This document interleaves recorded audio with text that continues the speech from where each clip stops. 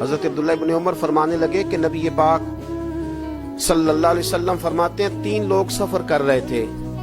رستے میں طوفان آ گیا،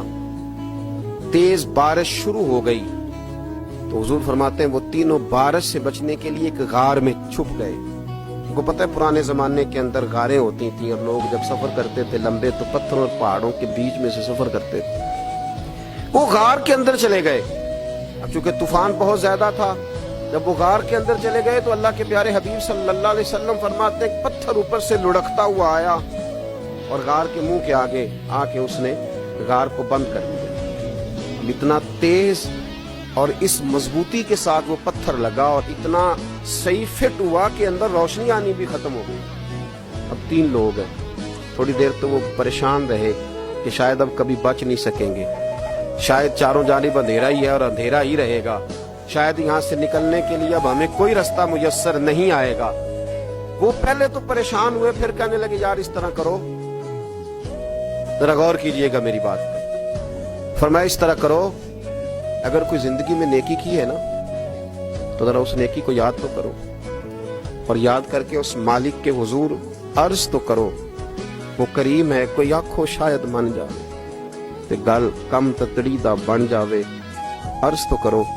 ان میں سے۔ یہ آپ اندازہ فرمائیے یہ بات بیان کر رہا ہے، یہ مدینے والے رسول بیان کر رہے ہیں، یہ نبی پاک علیہ السلام نے بیان فرمایا، یہ وہ کہانی ہے جو ہمیں ہمارے نبی پاک نے سنائی، رسول کریم علیہ السلام نے ہمیں بتلائی، یہ داستان محبت۔ حضور فرمانے لگے ایک نے ان میں سے ہاتھ اٹھائے اور اس نے انداز کیا چھیڑا، عرض کرنے لگا اللہ تو جانتا ہے نا میں نے بکریاں رکھی ہیں، میں غریب ہوں، مزدور ہوں، اور مالک تو یہ بھی جانتا ہے کہ میرے بچے بھی ہیں، بیوی بھی ہے، پر میں جب بھی گھر لوٹا ہوں تو دودھ میں نے بچوں اور بیوی کو پہلے نہیں دیا، بوڑھے ماں باپ کو پہلے دیا۔ اللہ میں نے ان کے ساتھ ہمیشہ کرم کے بازو کھول کر معاملہ کیا، وہ غار میں تنہا بیٹھے ہیں اور اپنے مالک کو منا رہے ہیں۔ عرض کرتے ہیں اللہ تجھے یاد ہے نا ایک رات جب میں بڑی دیر سے لوٹا تھا، لکڑیاں کاٹتے درخت تلاش کرتے، مجھے دیر ہو گئی، میں دیر سے لوٹا تھا، نیت یہ کر رکھی تھی کہ دودھ سب سے پہلے ماں باپ کو پلاؤں گا، مالک جب میں لوٹا تو وہ بوڑھے تھک کر کے سو گئے تھے، میری بیوی نے مجھے کہا کہ بچوں کو پلا دو، وہ سو گئے، تو میں نے کہا نہیں میرے ذمے ہے ان بوڑھوں کے دل کو ٹھنڈا کرنا، ان سے پیار کرنا۔ اللہ بیوی مانگتی رہی، بچے طلب کرتے رہے، میری ٹانگوں میں گھومتے رہے، بار بار آتے رہے، اور میں نے دودھ نہیں پلایا۔ اے مالک فجر ہو گئی، آفتاب طلوع ہونے کا وقت آ گیا، پر میں نے ماں باپ کے بیدار ہونے کا انتظار کیا۔ اے اللہ وہ جب اٹھے تو ان کی آنکھوں میں جو میرے لیے دعا تھی اور ان کے سینوں میں جو میرے لیے کرم تھا،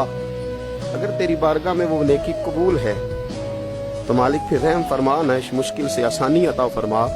سنو سنو، رسول کریم صلی اللہ علیہ وسلم فرماتے ہیں کہ اس بندے کی دعا مکمل ہوئی تو پتھر تھوڑا سا سرک گیا اور اتنا سرکا کہ آسمان نظر آنے لگا۔ جس نے ماں باپ کو منایا ہے،